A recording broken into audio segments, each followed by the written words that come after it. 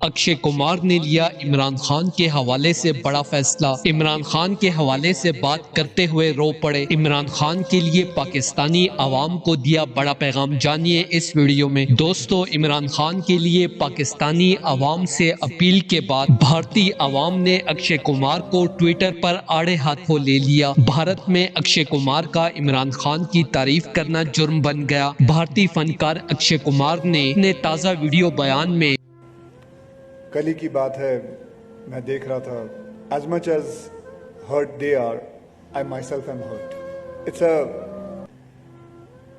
a very sad thing, but at the same time انہوں نے اس بات کو ٹرینڈ کرایا. Thank you very much. مطلب میں بتا نہیں سکتا، میرے فینس جو ہیں وہ ان کی پاگل پن کی انتہا تو مطلب بہت اوپر تک ہے، بہت پیار کرتے ہیں لوگ. But I apologize to them that I won't be doing hera pheri. That's it. Sorry.